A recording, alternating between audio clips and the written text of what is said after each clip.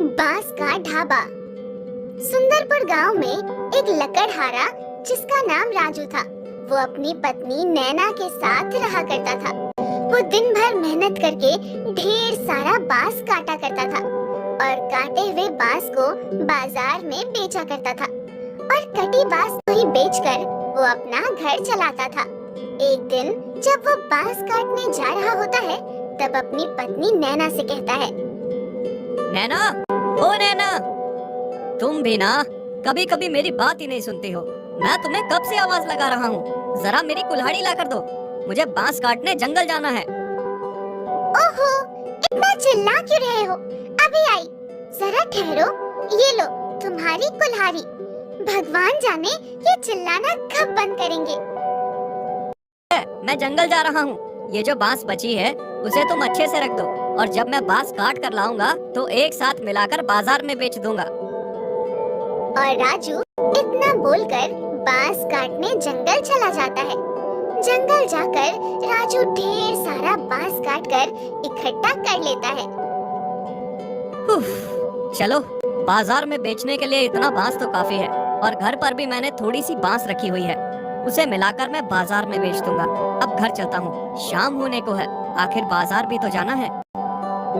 राजू काटे हुए बांस को अपने सिर पर रखकर घर के लिए निकल जाता है और घर पहुँचते ही अपनी पत्नी नैना से कहता है, नैना, जरा सुनती हो, मैं जा रहा हूँ बाजार ये बांस बेचने के लिए। तुमने जो अंदर से बांस रखी थी वो मुझे लाकर दे दो, उसे मैं साथ में बेचूंगा।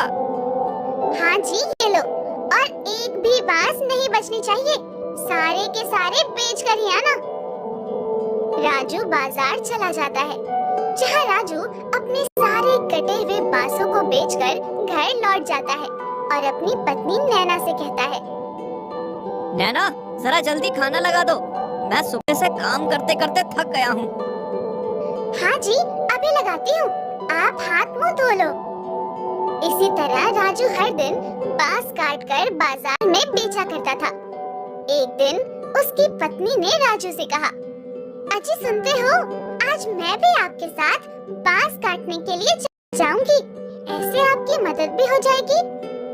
ठीक है भाग्यवान, तुम तो अपनी ही मनमानी करती हो, चलो अब देर हो रही है। और फिर दोनों मिलकर जंगल चले जाते हैं, जहाँ राजू बांस काटकर नैना को देता और नैना उस बांस को इकट्ठा करती है।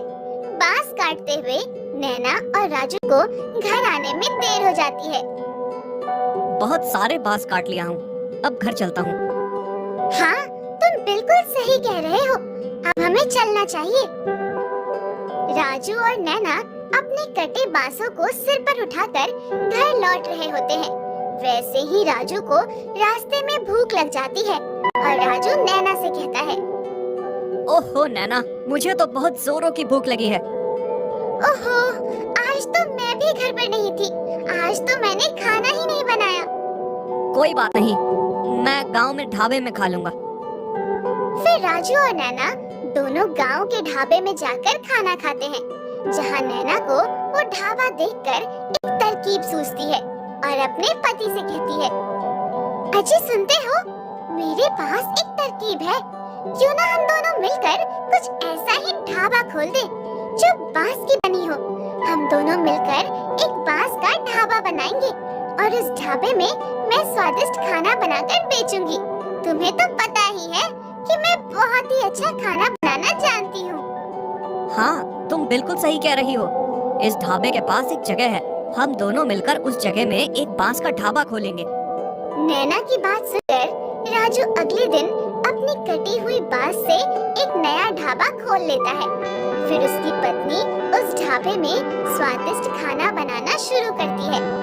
इस ढाबे की बात चारों तरफ फैल जाती है, जिससे सारे गांव वाले राजू और नैना के ढाबे पर खाने के लिए आने लगे। आइए आइए, इस नए ढाबे पर स्वादिष्ट स्वादिष्ट खाना खाइए, एक बार खाओगे तो बार बार आओगे, आइए आइए। देखते ही देखते वहाँ गांव वालों की भीड़ हो जाती है, जहाँ गांव वाले, राजू भाई, मुझे दाल मखनी और रोटी दे दो। हाँ बहन जी, मुझे भी दाल और भात, उसके साथ स्वादिष्ट सब्जी भी दे दो। हाँ हाँ, मैं अभी आपको गरम गरम खाना देता हूँ। और इस तरह राजू और नैना के ढाबे पर भीड़ लग जाती है, जिसे देखकर नैना कहती है, देखा, मैंने कहा था ना कि अगर हम दोनों भी एक ढाबा खोल दें तो वो ढाबा चलने लगेगा। हाँ नैना, तुम बिल्कुल सही कह रही हो। तुम्हारे हाथों में तो जादू है। आज स्वादिष्ट खाना बनाती हो। तुम्हारे हाथों का खाना खाने के लिए तो सारे गांव के लोग हमारे ही ढाबे पर आ रहे हैं। राजू और नैना स्वादिष्ट खाना बनाकर सारे गांव वालों को उस ढाबे पर खिलाते हैं, जिसे देखकर बगल के ढाबे वाले मालिक, जिसका नाम राम बहादुर था, वो राजू और नैना के ढाबे पर भीड़ देखकर जलने लगा था। अरे ये क्या, जब से ये राजू ने ढाबा खोला है तब से मेरे ढाबे पर एक दो ग्राहक ही आ रहे हैं। सारे के सारे ग्राहक तो उस राजू के ढाबे पर जा रहे हैं। इसको तो मैं सबक सिखा कर रहूंगा। मैं अभी अपने आदमियों को बोलकर इसके ढाबे का सत्यानाश करवाता हूँ। हाँ, तुम सबसे मुझे काम है। मैं जैसा जैसा कहता हूँ तुम सब बिल्कुल वैसा ही करना।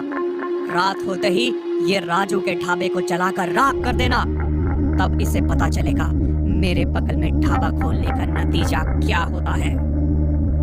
ठीक है मालिक, आप जैसा कहते हैं हम वैसा ही करेंगे। राम बहादुर अपने आदमियों से कहकर रात होते ही राजू और नैना के ढाबे पर आग लगा देते हैं और वहां से भाग निकलते हैं। अगली सुबह जब राजू और नैना ढाबा खोलने आते हैं, तब वो अचानक देखते हैं, अरे ये क्या भगवान, हम तो लुट गए, मर गए, बर्बाद हो गए। ये हमारे ढाबे को किसने जलाकर राख कर दिया? हाय रे हाय, कीड़े पड़े जिसने मेरे बनाए हुए ढाबे को जलाकर राख कर दिया।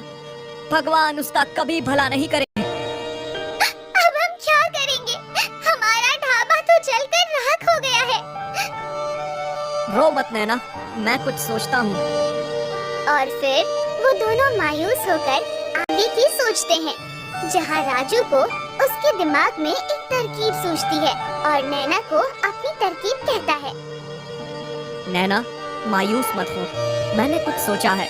हम दोनों मिलकर फिर से एक नया ढाबा खोलेंगे। मैं कल ही जाकर ढेर सारे बांस काट कर लाऊंगा और फिर से पहले जैसा ढाबा बनाऊंगा। तुम उदास मत हो, इसके लिए भी मैंने कुछ सोचा है। जब ढाबा बन जाएगा तो क्यों ना एक रात तुम आकर ढाबे पर पहरा देना, अगली रात मैं आकर पहरा दूंगा, जिससे हमारे ढाबे को कोई नुकसान न पहुंचा सके।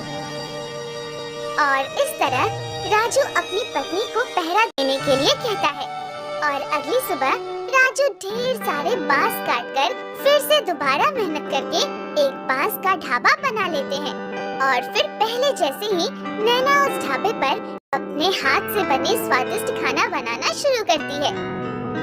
आइए आइए, हमारे ढाबे का स्वादिष्ट खाना खाइए। हाँ, आइए आइए, भाई बहनों, एक बार खाओगे तो जिंदगी भर याद रखोगे। और इसी तरह फिर से राजू और नैना के ढाबे पर लोगों की भीड़ जम जाती है। देखा नैना, मेहनत करने वाले की कभी हार नहीं होती।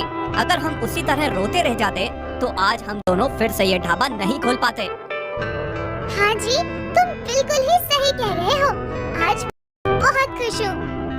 और इस तरह फिर से राजू और नैना अपनी मेहनत करके ढाबा काम करने लगे और रात होते ही एक एक करके राजू और नैना उस ढाबे की निगरानी किए, जिससे फिर कभी दोबारा राम बहादुर उसके ढाबे को कुछ नहीं कर सका।